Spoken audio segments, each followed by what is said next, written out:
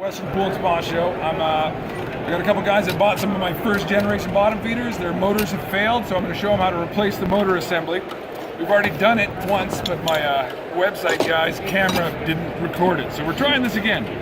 So first of all, we've got the motor unit itself.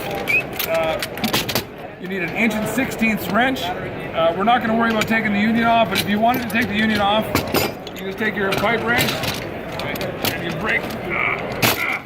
They're on tight so they don't leak. If you need to change out your union, that would be it. It has two connectors inside the pull box. So if you're just replacing this part, this would be all you need to know is this part, and then 1/16. Get it on here.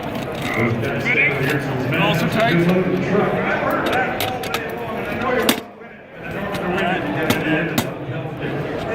Take off that fitting, seal it. You have a little lock nut on there. We're gonna just use needle nose pliers. I have a fancy tool, but this works fine. Needle nose pliers, put it on here. Loosen that off, take off your nut. Then your motor assembly is off. And then we'll grab a new motor assembly. So just pause the phones now, pause them. And we're back. And we're back, all right, so. Now we've got our motor assembly. It comes with your lock nut, full thing, your spacer will be on there, and then this is your union will be together on this part. So first step, just make sure your spacer's on there, put it inside, pop it out the hole, take your lock nut, screw it on. These are now made out of zinc so they don't rust like the old ones did. And look how easy it goes on. Tragically, this one was already got sealant on it, so we're on there. You can just use it in the battery to tighten it a bit. We'll get the needle nose pliers, and we're going to tighten it on there. We're going to leave this at a bit of an angle, so at the end I can use it to tighten it even more. So we get it good and tight there, and then I pull this back to tighten it even more onto there. And we got our threads exposed there. We got to make sure that's sealed. Right now I'm using Go-To glue. You can buy it at Home Depot. It's sealant. You get it on your, make sure you get a nice liberal portion on your threads that are exposed.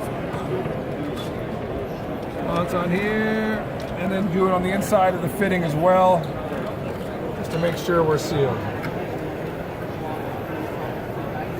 All right, how's my bleeding coming? Just bleeding a little, so it's okay. You put this fitting on here now, you glue in place, get your 1/16 wrench, which isn't that one, it's this one, and we tighten that on. Get it good and tight. All right, that's good. Then from here we take our, if you look at here, you'll see one of them has a white coloring around the outside of it, the connectors. That's where your white wire connects to. So when you're looking in there, you see a white wire. That's where it'll connect. So we put our white wire in first. So we take our black wire, we hook that into that connector. It's better if you are younger with better eyes. This is a lot easier. We hook in our black connector, just like this here, just this easy. Look how easy it is. Just that easy. And then so we're together. And these two wires, we're just gonna make sure they split apart. Caleb, I know when he's building them, puts his finger in there to give him a little space. So he pushes them together. So just make sure they're not in between the, they don't get in this part of your union, because that's where your water seal is gonna be. So once you get that on there, hold it in and you thread on your union. And in order to keep it like you got it at the factory, is this little notch here. We want to make sure that's in the upright position. So I put it back at about 10 o'clock, the notch, and we close this down.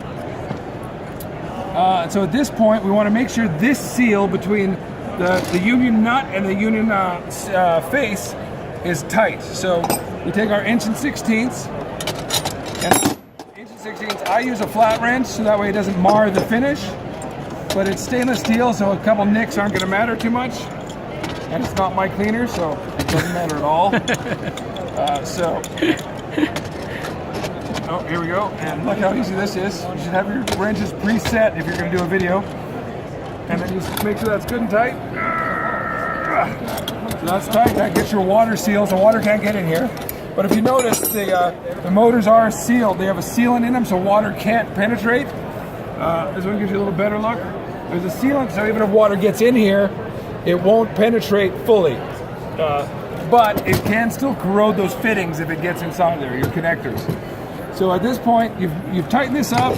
We're just going to bring this one now up from 10 o'clock to 12 o'clock. We'll use the same wrench you'll have at home. And we're just going to give it a little tweak. That way it gives you lots of torque. There's the bitter fitting, and we want to get that right to 12. And once it's at 12, we're good to go. And then we test it out.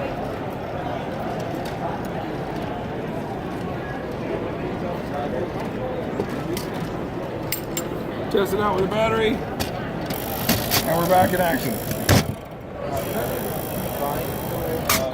And that's it. That's how you change your motor at a pool show. And cut.